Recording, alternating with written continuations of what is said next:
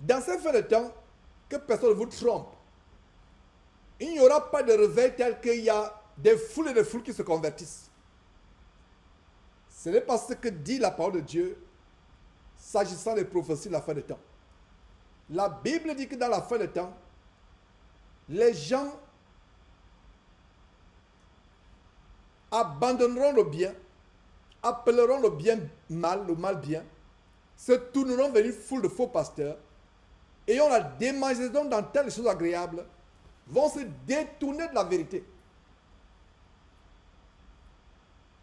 Et il y a ce courant, en anglais on l'appelle revivalist, le courant du réveil. C'est une autre séduction, une autre tromperie du courant pseudo-chrétien, mais en réalité diabolique, pentecôtiste et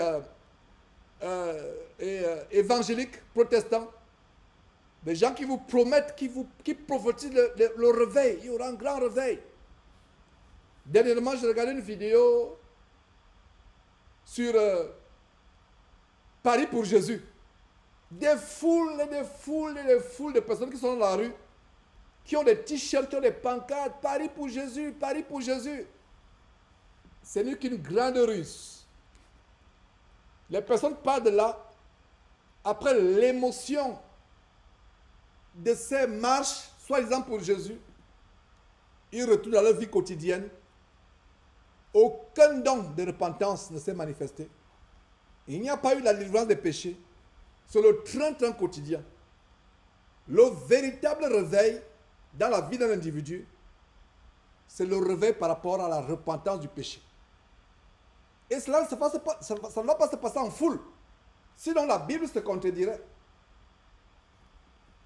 Le Seigneur Jésus ne peut pas se contredire. Il n'a pas dit que la voie qui mène au ciel est large. C'est plutôt la voie qui mène à l'enfer, à la perdition qui est large. Beaucoup sont ceux qui passent par là.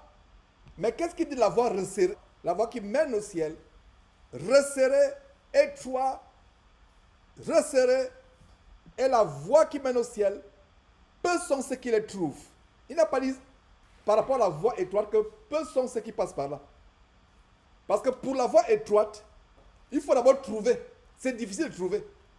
Pour la voie étroite, tu as besoin d'abord de la trouver. Et tu la trouves comment? Au travers de l'évangile pur, original que je prêche par la grâce de Dieu depuis des années.